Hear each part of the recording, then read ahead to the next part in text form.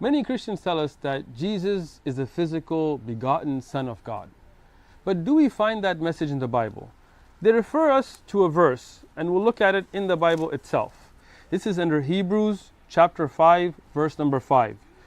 So also Christ did not glorify himself to become high priest, but it was he who said to him, meaning God, "You are my son, today I have begotten you."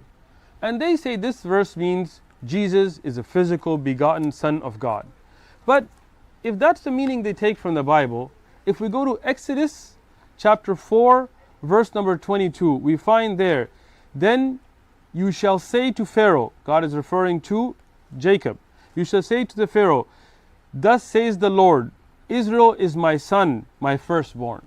Israel referring to Jacob. So would this mean that Jacob is also the son of God, the brother of Jesus, and the firstborn, so the older brother? This seems a little confusing. And if we go through the Bible, we'll find this again in 2 Samuel chapter 7, verse 13 and 14. We see the reference to Solomon. "He shall build a house for my name, and I will establish the throne of his kingdom forever. I will be his father, and he shall be my son." So now, is Solomon also the son of God? If we go through the Bible, the book of Psalms, in the book Psalms 2, verse number 7, regarding David, "I will declare the decree, the Lord has said to me, you are my son, today I have begotten you." Regarding David. So is David also the begotten son of God? How many kids does God have? If we look at Jeremiah chapter number 31, we find, "For I am the father to Israel and to Ephraim, he is my firstborn." So Israel and Ephraim are both children of God as well.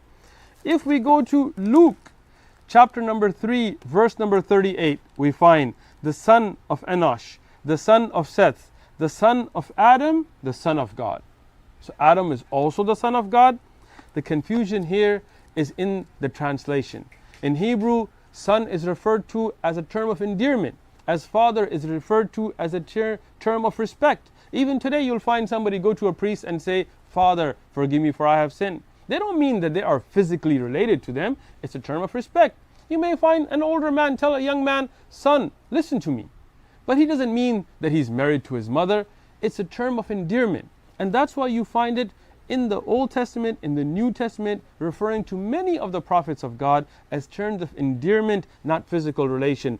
And this is the confusion people have brought by taking something that was in a different language and not understanding it or changing it for their own political cause. We encourage people to read the Bible and see that this is not a physical relationship. Rather, it's only a term of respect. And we encourage you to read the Quran, the final revelation of God, of our Creator, and know the truth.